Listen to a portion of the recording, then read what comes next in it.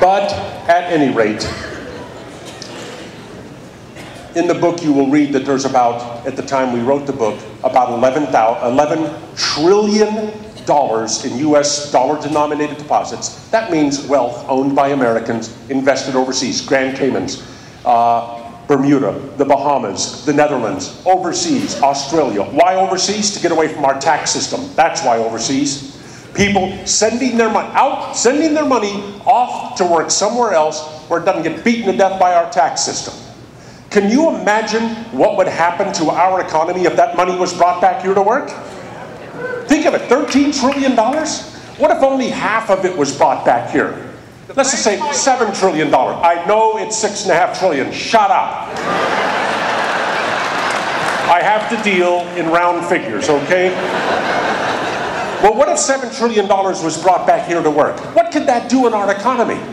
So here's Barack Obama's bright idea. No kidding. If that money were to come back right now, the people who own that wealth would have to pay income tax on it. Then they would have to pay interest on the income tax. Then they would have to pay a penalty. Okay? So Barack Obama said, here's my great idea. Wait a minute.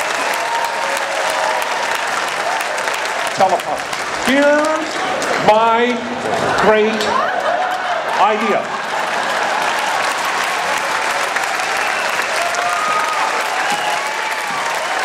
We're going to reduce the penalty to 5%. So, if you bring back $1 million, we're going to tax it at 35%, then we're going to add the interest, then we're only going to add a 5% penalty. You lose half of it, but welcome home, America.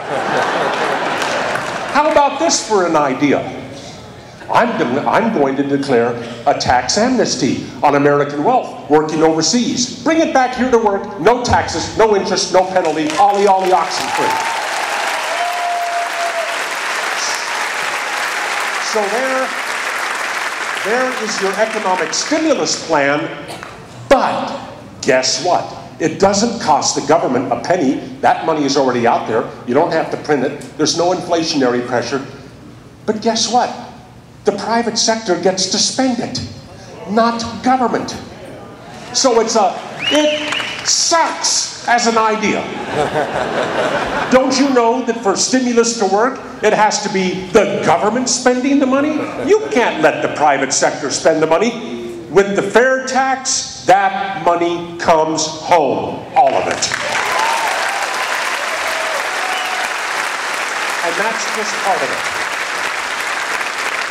With the fair tax, $300 to $500 billion a year in tax compliant costs. Gone. That money can go to stimulate our economy. I mean, the list goes on and on. With the fair tax, the average American wage earner, head of household, spends 57 hours a year dealing with their taxes. You've just been through it. You know what I'm talking about. 57 hours a year. With the fair tax, gone. Spend that 57 hours a year watching YouTube for all I care. With your family on a vacation. Sitting on your butt and whittling. It doesn't matter.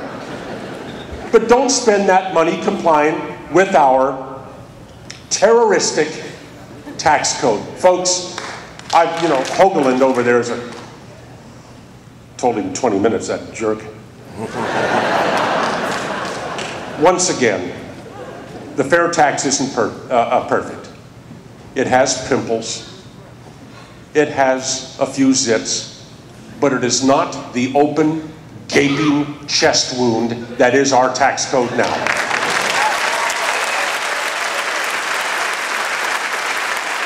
You have to do two things. You have to let these politicians, three things. Let them know you support the fair tax. Let them know you're informed. Let them know you're going to vote. And then next fall, vote. Do it. Thank you very much. Thank you. And thank you, WIS, for carrying my show. Believe me, they catch hell for that. Thank you very much.